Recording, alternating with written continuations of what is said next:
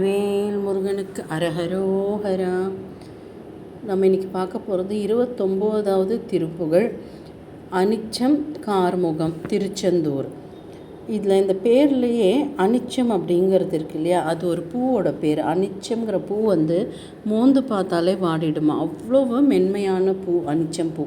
So இங்கே அனிச்சம் கார்முகம் வீசிட மாசரு towel பஞ்சான தடாகம் விடாமட அனத்தின் தூவி குலாவிய சீரடி மடமானார் அருக்கன் போல ஒளி வீசிய மரகத பைம்பன் பூணனி வார்முளைமேல் முகம் அழுத்தும் பாவியை ஆவி இடேரிட நெறிப்பாரா வினை சண்டாளனை.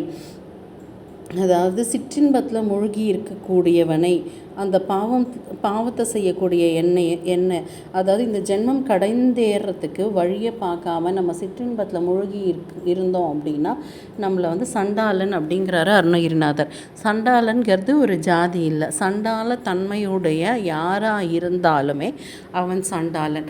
சிற்றின்பத்தில் மூழ்கி புலால் உண்டு தர்மத்துக்கு நேர் எதிரான வழிகளில் போகிறவங்க எல்லாருமே சண்டாளன்க தான் அப்படின்னு சொல்கிறாரு.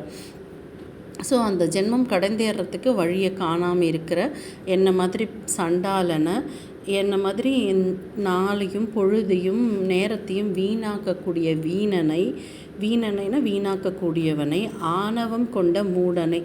எங்கெல்லாம் ஆணவம் இருக்கோ அங்கே எல்லாமே புத்தி மழுங்கிடும் அப்படிங்கிறாரு அருணகிரிநாதர். ஸோ அதனால் ஆணவம் கொண்டவனை மூடன் அப்படிங்கிறாரு. மாமிசத்தை ஆசையோடு உண்ணக்கூடியவனை பாழானவன்றாரு. ஏன்னா ஒரு பொருள், அது ஒரு உயிர் இறந்துருச்சுன்னா அது பிணம் தான், டெட் பாடி தான். அது மனுஷனாக இருந்தாலும் சரி, மிருகமாக இருந்தாலும் சரி, இறந்துருச்சுன்னா அது டெட் பாடி, பிணம். அந்த பிணத்தை தின்னக்கூடியது யார்? பாழான பொருள் தானே. அதனால் பாழானவனை அப்படின்னு நான்வெஜ் சாப்பிட்றவங்கள இங்கே சொல்கிறாரு. அந்த மாதிரி இருக்கிறவனையும், பொழுத வீணாக்கினவனையும், மூடனையும், தர்ம வழியில் நடக்காமல் இருக்கிறவனையும், தர்ம வழியில் நடக்காதவனை மூதேவி அப்படிங்கிறாரு அருணகிரிநாதர்.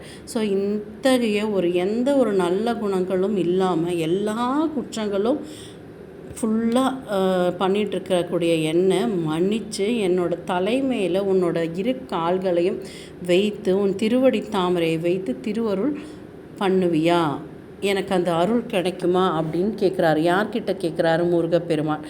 முருகப்பெருமானை எப்படி இங்கே வர்ணிக்கிறார் அப்படின்னா, பெருமாளோட மருமகன் இல்லையா. இங்கே பெருமாளை ராமாயணத்துலேருந்து வர்ணிக்கிறார், ராமாவதாரத்தை வர்ணிக்கிறார்.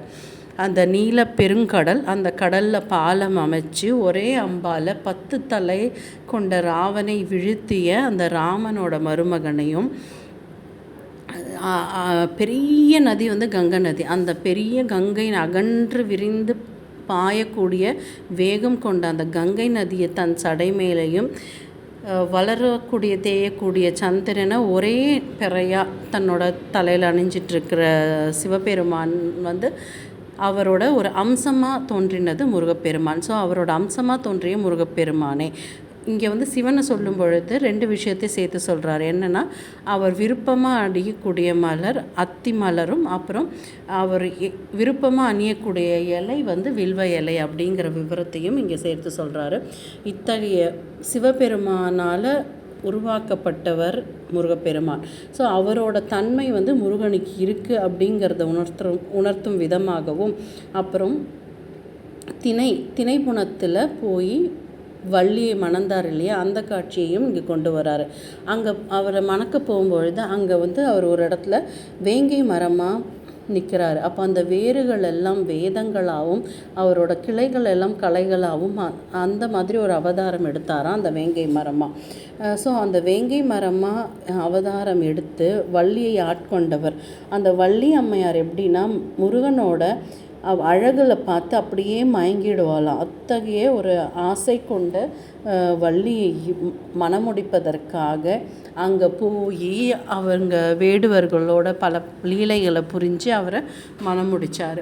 ஸோ அத்தகைய முருகப்பெருமானும் எங்கே வசிக்கிறாரு அப்படின்னு பார்த்திங்கன்னா, நிறைய சங்குகள், வெண்ணிற முத்துக்கள், அலைகள் பொங்குகின்ற திருச்செந்தூரில் வசிக்கக்கூடிய பெருமாளே, உன்னுடைய திருவடி தாமரையை என் தலைமையில் வைத்து இந்த சிற்றின்பத்திலேருந்து என்னை மேலே கொண்டு வந்து அந்த என்னோடய ஜீவன் முக்தி அடையிறதுக்கான வழியில் என்னை நடத்தி செல்லு, உன்னோட அருள் எனக்கு கிடைக்குமா அப்படின்னு கேட்குற மாதிரி அமைந்த ஒரு அழகான பாடல்.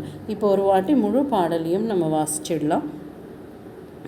அனிச்சம் கார்முகம் வீசிட மாசு ஆறு துவல் பஞ்சு ஆன தடாகம் விடாமட அனத்தின் தூவி குலாவிய சீரடி மடமானார் அருக்கன் போல ஒளி வீசிய மாமர கதம்பை பூண் அணி வார்முளைமேல் முகம் அழுத்தும் பாவியை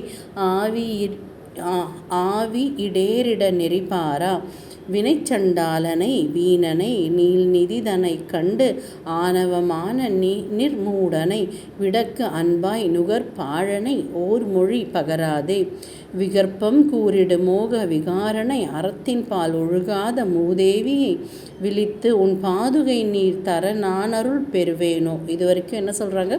சிற்றின்பத்தில் மூழ்கிட்டு இருக்கிற இத்தகைய வீணானவனை, பாழனை, மூடனை, அப்புறம் மூதேவியை, எந்த ஒழுக்கமும் இல்லாதவனை, ஆணவம் மிகுந்தவனை அப்படிங்கிறதெல்லாம் சொல்லிட்டு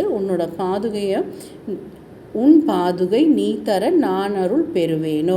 உன்னுடைய பாதுகையை நீ தரணும். எங்கே தரணும்? என் தலைமையில் தரணும். என் தலைமையில் வச்சு உன் அருளை நான் பெறுவேனோ. முனைச்சங்கோலிட நீல மகா உததி அடைத்து அஞ்சாத ராவணன் நீள்பல முடிக்கு அன்று ஓர் கணையேவும் ராகவன் மருகோனே, ராமனோட மருமகனே, முளைக்கும் சீத நிலாவோடு அராவிரி திரைகங்கா நதி தாதகி கூவிலம் முடிக்கும் சேகரர் பேர் அருளால் வரும் முருகோனே. இங்கே முனைச்சங்க அந்த பேரால் ராமனோட மருமகனாகவும், முளைக்கும் சீத நிலாவோடு, அது நிலா, அரவம், அப்புறம் கங்கை நதி, தாதகி அப்படிங்கிறது பூவு, அந்த பூவு, கூவிலம், வில்வ இலை, இதெல்லாமே அணிந்திருக்கக்கூடிய சிவபெருமானோட அருளால் பிறந்த முருகப்பெருமானே, திணைச்செங்கானக வேடுவர் ஆனவர் திகைத்து அந்தோ எனவே கனியாகிய திரள் கந்தா வலிநாயகி காமுறும் ஏழ்வேலா. திணைப்புணத்தில் போயிட்டு வேடுவர்லாம் ஆஹா என்னது இது, இந்த மரம் இவ்வளோ நாள் இங்கே இல்லையே, திடீர்னு வந்திருக்கே அப்படின்னு அப்படின்னு அவங்க வியக்கிற மாதிரி வேங்கை மரமாக அவதாரம் புரிந்து வள்ளியம்மை அப்படியே மயங்கக்கூடிய அளவுக்கு அழகு படைத்த எழில்னா அழகு, எழில்வேலா. சிறக்கும் தாமரை ஓடையில் மேடையில் நிறக்கும் சூழ்வலை பால்மணி வீசிய திருச்செந்தூர் ஒரு சேவகனை சுரர் பெருமாளே. இத்தகைய முருகப்பெருமான் எங்கே இருக்காருன்னா திருச்செந்தூரில் இருந்து அருள்பாலிக்கிறாரு. ஸோ நம்மளும் நம்ம பாவங்கள்லாம் தீர்ந்து நம்ம ஜென்மம் கடைந்தேற நம்மளுக்கு ஆத்ம ஞானம் அடைய ஆன்மீக வழியில் நடக்கிறதுக்கு முருகனோட அருள் வேணும். அவரோட திருவடி தாமரை நம்ம சிரங்களின் மேலேயும் அருள் பாலிக்கணும் அப்படிங்கிறத வேண்டி கேட்டுட்டு இந்த திருப்புகழை பாடி முடிப்போம். வெற்றிவேல் முருகனுக்கு அரஹரோஹரா. நன்றி, வணக்கம்.